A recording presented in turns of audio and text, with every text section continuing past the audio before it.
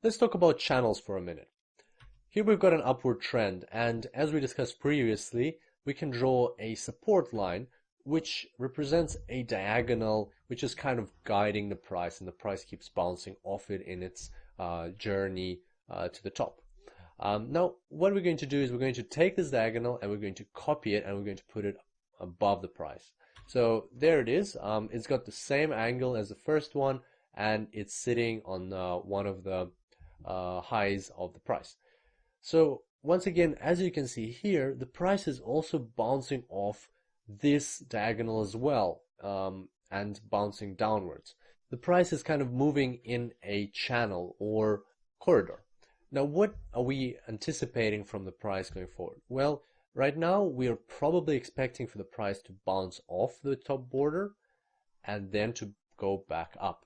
This is where we would enter into a buy order. So once the price has bounced off, we would wait for it to hit this bottom border of the channel. We would enter into a buy order, and if the price goes in our direction, once it hits the top border again, that's when we would close our trade. So it's important to note here that in an upward channel, it is recommended to trade only buy orders.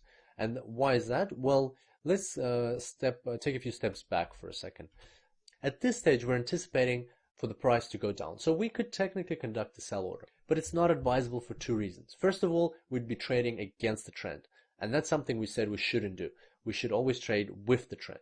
And second, as you can see here, the downward movement is actually smaller than the upward movement. So in an upward channel, if you create sell orders, you will always earn less than if you create buy orders. So that's another reason why in an upward channel you should only trade buy orders.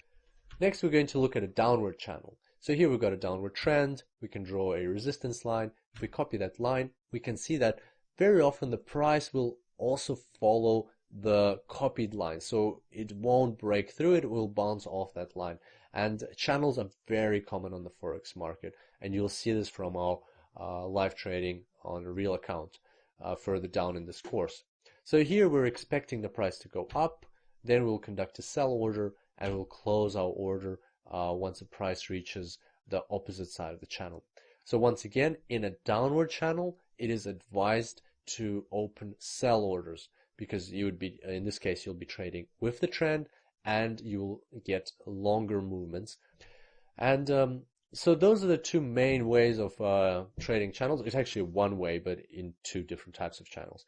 And it's always trading inside the channel. And more often than not, the price does stay in the channel. But sooner or later, of course, the price will break the channel. And that's why there's an alternative strategy where, in this case, instead of opening a sell order, you would open a buy order, and you would expect the price to go somewhere out of the channel. You would use this strategy when your other analysis is telling you that this channel is getting too old and the price is going to break through it. So when a channel is quite new, there's more chances that the price will stay inside. When the channel has been around for a while, the chances of the price breaking out are constantly growing. Both strategies are valid. Depends on the situation and what your other technical analysis tells you.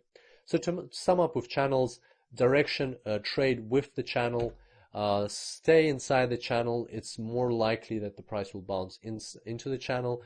There's an alternative strategy, which is a breakthrough strategy, and that is used when you expect the price to break free from the channel.